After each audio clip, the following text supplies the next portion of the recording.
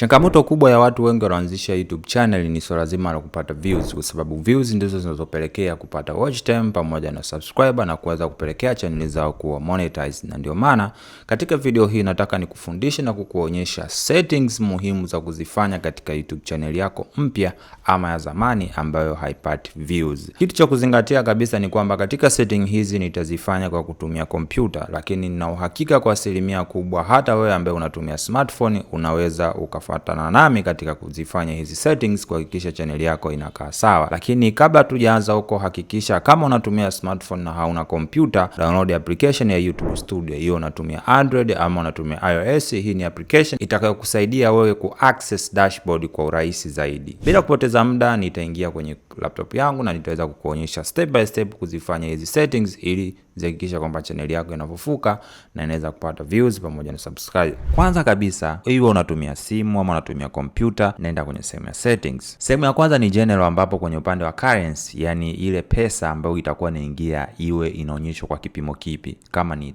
dola, lakini kama uelewi dola basi unaenda ukaswitch ukaweka hata shillings. Pia tutaenda kwenye sehemu ya channels. Hapa unatakiwa uchague residence. Kwenye sehemu ya country of residence inamaanisha kwamba je, hiyo channel yako ipo katika nchi gani. Kwa hiyo unaweza ukaweka Tanzania ama unaweza ukaweka Switzerland ama unaweza ukaweka USA. Haina maana kubwa sana wala faida kubwa sana, kwa sababu hii tu ni kuonyesha kwamba channel iko nchi gani. Lakini watu wengi wanakuwa wanachanganya kwamba labda nikiweka nchi ya Marekani basi content zangu zitakuwa zinaonekana kwa watu wa Marekani. Hapana, content zako kuonekana kwa raia wa nchi fulani ni kwa sababu za wewe kutengeneza maudhui ambayo yanawalenga hao watu. Kwa mfano, ukitengeneza content ambazo zinahusiana na China, maana yake watu watakuwa na consume content zako ni watu wa China. Ukitengeneza content ambazo zinapendwa na watu wa Ujerumani, maana yake watu wa Ujerumani ndio watakuwa na consume content zako. Kwa hiyo kwa wale ambao mnataka content zenu ziwe zinapendwa na mataifa ya nje ambayo ndio yanalipa vizuri kwenye masuala mazima ya YouTube monetization, hakikisha content zako zinakuwa zina reflect ama zina save hiyo community ya hiyo nchi husika. Kuchagua hapa nchi ukaweka Kenya, Uganda, Tanzania, Sri Lanka, doesn't matter, haina faida yoyote. Ni swala zima tu la kuitambua hii inatoka nchi gani. Lakini pia kwenye sehemu ya keywords, keywords ni muhimu sana, especially kwa mtu ambaye channel yake ni mpya. Channel yako ikiwa ni mpya, YouTube hayajui kuhusu kitu chochote kuhusu wewe. Kwa hiyo unavyoweka keywords unaiambia YouTube, hii channel yangu nafanya vitu hivi. Kwa hiyo naomba nitafutie watu wanaopenda true crime documentary, unsolved mystery, strange stories, dark stories na kadhalika. Kwa hiyo kwa mfano ningekuwa natengeneza content mfano za masuala ya upishi, ningeandika tags za mapishi. Epuka kuweka keywords ambazo hazihusiani na content zako. Kwa mfano mtu anaandika Wasafi afu anaweka koma, BBC1, Kings Music,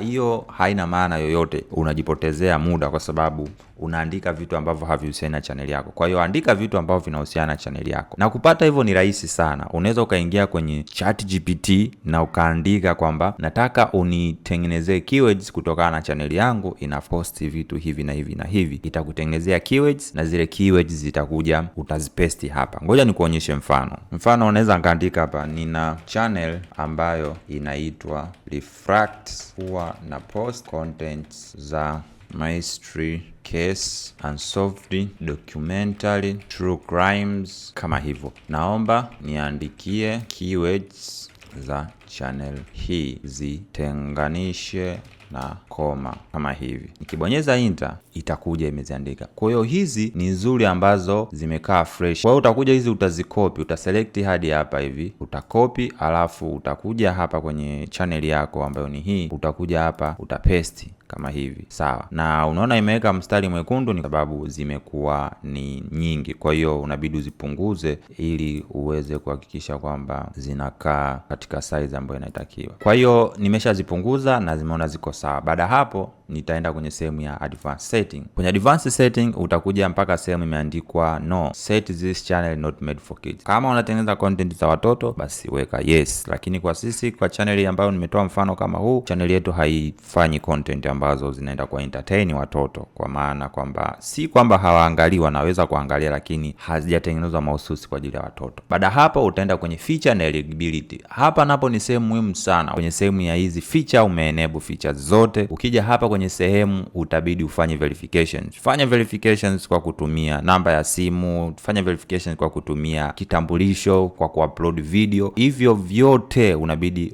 uvifanye ili kuhakikisha kwamba kila kitu kinakuwa sawa. Kwa hiyo baada hapo kila kitu kinakuwa kiko fresh. Tutaenda kwenye default upload. Kwenye default upload hapa unaandika tags. Kwa mfano kama nimeandika tags ambazo zitakuwa zinatokea katika kila video yangu, hakikisha pia na channel yako na wewe umetambua kwamba tags ni zipi ambazo unakuwa unazitumia. Mfano ukiwa unapata hiyo changamoto kupata tags, kuna platform inaitwa VidIQ. Kuna huyo creator ambaye anapenda sana content zake anavyozifanya za documentary kwa kutumia AI. Nataka niweze kuona tags ambazo ameziweka, na kuweza kufanikisha hilo lazima wewe umeinstall kitu kinaitwa VidIQ.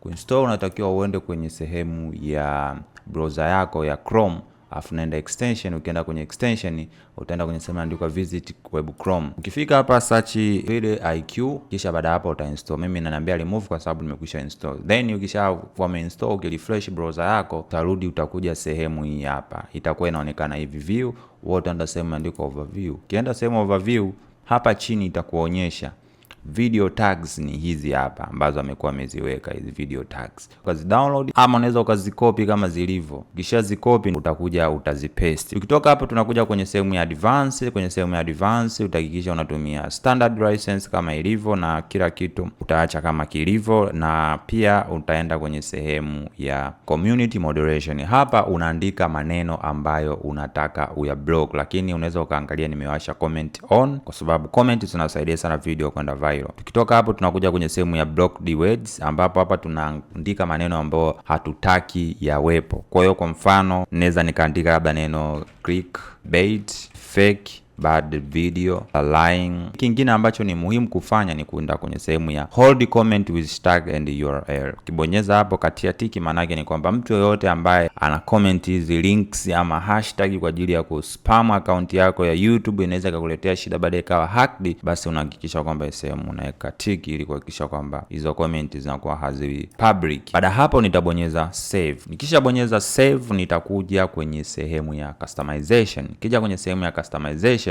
hakikisha umeweka channel banner, hakikisha umeweka profile picture either ya logo yako, inaweza ikawa ya brand yako ama picha yako kama unafanya channel kwa ajili ya person wewe kama wewe. Lakini pia hakikisha unatumia username ambayo ni nzuri, rahisi mtu kuikumbuka, ambayo ni hapa tunaita handle. Maana wengine channel zao kishatengeneza zinakuwa na namba mengi mbele. Chagua username ambayo ni nzuri ambayo au handle nzuri ambayo itakurahisishia vitu. Lakini pia hakikisha unaandika channel description. Kumbuka pia kwenye channel description, kama content zako unafanya kwa Kiswahili, basi channel description andika kwa Kiswahili. Kama unafanya content kwa Kiingereza ama kwa Kihindi ama kwa Kiarabu, make sure unaandika kwa lugha husika, itakusaidia sana. Kwenye sehemu ya home tab tunatakiwa tufanye vitu vifuatavyo. Kwanza nitawasha on. Kwa nini tunawasha on? Home tab ni kwamba mtu akiingia kwenye channel yako aone nini, lakini ukiachana na mtu aone nini, pia kwa mtu ambaye anarudi amesha subscribe akutane na nini. Kwa hiyo nitakachokifanya nita add section. Cha kwanza kabisa ambacho nita add popular video. Kwa nini? Nataka watu waanze kuona popular video zangu maarufu ama video zangu zilizopata views nyingi. Pia nita add tena section, ambapo kwenye hiyo section nitaweka tu video, ambapo itapanga recently video, nita add short video, nikitoka short video nita add created playlist post hivyo. Kwa hiyo mtu akiingia kwenye channel yangu, cha kwanza atakutana na popular video, atakutana na video, atakutana na shorts, alafu pia atakutana na created playlist. Kwa hiyo baada hapo nitabonyeza publish. Baada ya kufanya setting hizo, hakikisha pia una focus katika kutengeneza content mara kwa mara na zenye ubora pamoja na ubunifu, kwa sababu miongoni mwa sababu ya hii channel kuflop ambapo nataka niifufue tena ni kwa sababu nilikuwa busy sana. Kwa hiyo nilishindwa kupata muda wa kuweza kutengeneza content za kutosha. Ndio maana unaweza kuona hapa content ya mwisho kuiposti ilikuwa ni siku 25 zilizopita, karibia mwezi mzima sijapandisha content ya aina yoyote. Kwa hiyo hutaki kufanya hivi, unatakiwa at least kila wiki unapandisha content moja ili kuweza kuhakikisha kwamba unakuwa na consistency, lakini pia YouTube algorithm inaweza kukupa favor na kurecommend content yako. Hiyo ni kwa watu ambao wana channel mpya, lakini kwa wale ambao mna channel na bado zina struggle, kama haukufanya zile settings za kuonyesha, zifanye. Lakini pia kingine unatakiwa ufahamu kwamba kama umeposti zaidi ya video 20 na bado una struggle kupata views, basi kuna kitu kitakuwa hakiko sawa. Mimi hapa channel hii unaweza kuona ina video ambazo niweza kuzitengeneza ni 1 2 3 4 5 6 7, akiachana na hizi ambazo nimeziweka private. So tunachotakiwa kufanya ni kwamba tunatakiwa twende kwenye sehemu ya analytics. Tukienda kwenye sehemu ya analytics tunatakiwa twende kwenye sehemu inaandikwa content. Tukienda kwenye content, tukienda kwenye all, tuende kwenye video, tunatakiwa tuangalie kitu ambacho kinaitwa impression. Tunaweza tukaona impression hapa, maana yake huu mshale unaonyesha kwamba impression iko juu. Maana yake zamani ilikuwa YouTube hawarecommend video zetu, sasa hivi wanaanza kuzirecommend. Lakini shida iko wapi? Shida ni kwamba sijaposti content nyingi kadri linavyotakiwa. Kwa hiyo ukiona impression iko chini, maana yake YouTube wamestop, wameacha kurecommend video zako. Lakini sasa shida inakuja niko wapi? Ni kwamba ukiangalia impression click through rate sio mbaya, iko vizuri, lakini shida ipo kwenye average view duration. Kwenye average view duration hapa ndo shida ilipo. Ni kwamba katika content zangu nazoposti watu wanatumia karibia dakika 1 na sekunde 27 kuangalia. Ina maana either content zangu kuna sehemu na drop viewers, kuna sehemu na zingua. Natakiwa nitulize kichwa niweze kutengeneza angalau video average view duration ipande, kwa sababu average view duration ikipanda maana yake pia impression itazidi kuongezeka, lakini pia kitachofanya ni kwamba views zitaongezeka zaidi endapo impression. Kwa hiyo kwa hii channel sasa hivi impression iko vizuri, click through rate iko vizuri, maana yake thumbnail zangu ni nzuri. YouTube hawaja shadow ban, lakini changamoto ipo kwenye average view duration, maana yake inatakiwa ipande. Kwa hiyo kwa mtu ambaye una channel ambayo inapata changamoto ya kupata views, lazima uangalie hivi vitu vinne. Lakini cha muhimu ni swala zima la impression pamoja na click through rates pamoja na average view duration. Huyu akiwa chini, huyu hawezi kutokea, na huyu hawezi kutokea, na huyu huku hawezi kutokea. Kwa hiyo ni vitu vya msingi ambavyo unakuwa unaviangalia. Natumaini kuna vitu vingi sana umejifunza katika video hii, na kama ni kweli basi bonyeza like, lakini pia unaweza ukashare kwa mtu ambaye ni YouTuber ambaye ana struggle katika kuhakikisha channel yake inakuwa, ambapo ipate views pamoja na subscriber na watch time ili aweze kuwa monetized. Lakini pia usisahau kusubscribe katika channel yangu ya Rich Star ili uweze kuwa wa kwanza kupata content za aina kama hii kuhusiana na issue nzima za YouTube pamoja na monetization kwa ujumla.